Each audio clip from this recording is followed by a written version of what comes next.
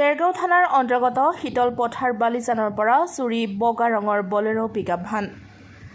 যোৱা 4 জুন দেওবাৰে নিশা দেৰগাঁৱৰ বালিজানৰ ৰাজবাউৰী নামৰ ব্যক্তিজনৰ নিজৰ ঘৰত ৰখাই থোৱাৰ পৰাই চুৰি হয় গাড়ীখন। ঘটনা সন্দৰ্ভত দেৰগাঁও থানাত এজাহাৰ দাখিল গাড়ীখনৰ স্বত্বাধিকাৰী ৰাজবাউৰী। ইতিমধ্যে এজাহাৰৰ ভিত্তিত আৰক্ষীয়ে তদন্ত আৰম্ভ কৰিছে। কোনো সদাশয় ব্যক্তিয়ে AS03BC 3723 নম্বৰৰ বগা ৰঙৰ বলেৰো পিকআপ ভান গাড়ীখনৰ সম্ভেদ পালে স্বত্বাধিকাৰী ৰাজবাউৰীৰ 9365758320 নম্বৰত যোগাযোগ কৰিবলৈ অনুৰোধ জনাইছে। পিকআপ গাড়ী মোৰ ৰাতি 12টা বজাত ৰাতি হেৰাইছে গাড়ীখন। থানাত এজাহাৰ দিয়া হ'ল। বালিজান গেৰেজৰ পৰা। আপোনাৰ কি নাম?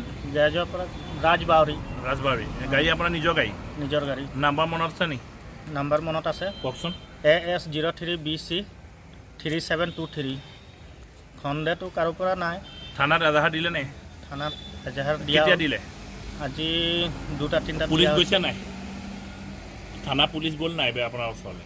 পুলিচ নাই যোৱা, ময়ে আহিছিলোঁ থানালৈ। এতিয়া আকৌ পুলিচৰ ওচৰলৈ আহিছে, পুলিচৰ পৰা সহায় পাইছে নাই? সহায় একো পোৱা নাই, দিছোঁহে। এতিয়া পুলিচে তদন্ত লৈ আছে। গাড়ীখন 5-6 বছৰ আপোনাৰ এখন গাড়ী আছিলে। গাড়ী বাহিৰত আছে? ৰংটো কেনেকুৱা? বগা। শীতল পথাৰ বালিজান ৰখাই থোৱা আছিলে, পৰা হেৰাইছে গাড়ীখন। গেৰেজ ঘৰৰ গেৰেজ।